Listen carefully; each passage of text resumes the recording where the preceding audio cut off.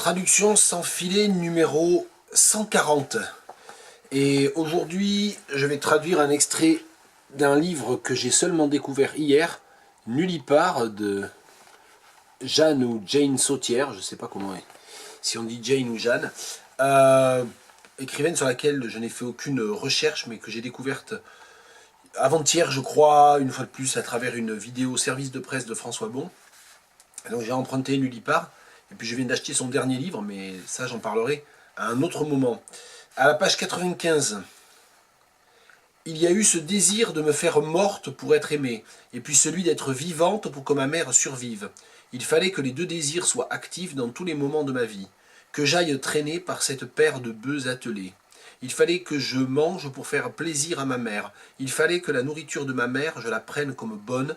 Il fallait que je montre à ma mère qu'elle était bonne. Il fallait que je mange. Il fallait que je mange ma mère. C'était un gros morceau à avaler pour une petite fille. Il fallait que je ne mange pas. Il fallait qu'il y ait du vide. Il fallait que ce vide soit un désir. Il fallait que la faim s'installe. Il fallait que j'aie faim pour me sentir vivre. Il fallait que je sois vide pour que je vive.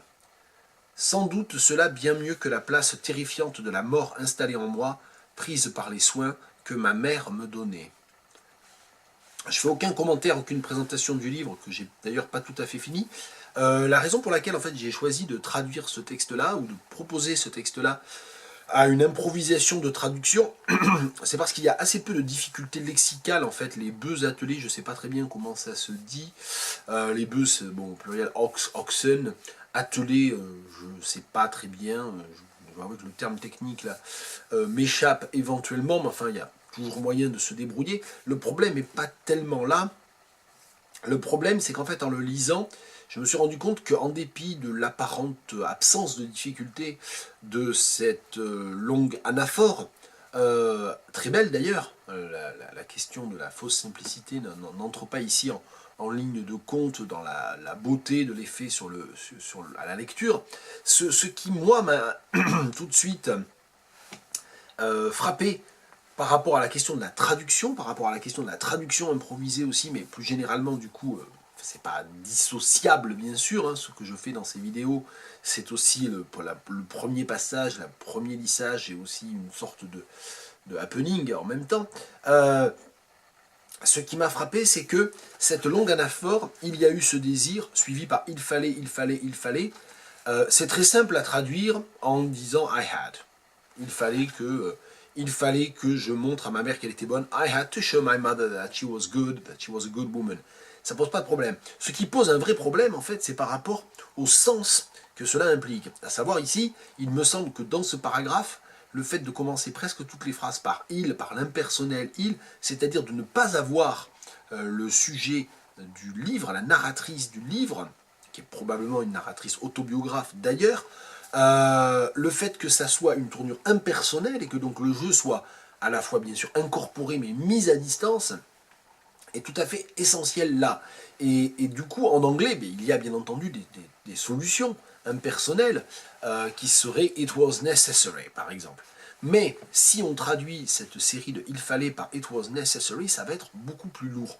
Et donc il me semble qu'on a le choix entre deux traductions problématiques, l'une qui va au plus court, au plus simple, mais qui repositionne la narratrice comme le sujet du texte, ce qu'elle n'est pas dans le texte source en français, puisque le sujet c'est l'impersonnalité, et c'est une impersonnalité qui en plus est portée quand même par le pronom neutre, mais qui est aussi le pronom masculin, et dans cette relation entre la fille et la mère, et la perception de la mère par la petite fille, dans l'absence du père, je crois que ce « il » prend une résonance encore plus importante. Donc voilà, si on traduit par « I had », c'est pas ça, et si on traduit par « it was necessary for me to », c'est plus ça, mais c'est plus lourd. Donc quel est le choix? Je ne sais pas. On va quand même essayer de traduire en prenant un des parties. Il y a eu ce désir, there was this desire, de me faire morte pour être aimée, to make myself dead, to turn myself into a dead person, to be loved. Et puis celui d'être vivante pour que ma mère survive. And then the desire to be alive, so that my mother would survive. Il fallait que les deux désirs soient actifs dans tous les moments de ma vie. Alors ici, pas de problème. The two desires had to be active in all the moments of my life. Et là vont commencer les difficultés. Que j'aille traîner par cette paire de bœufs attelés.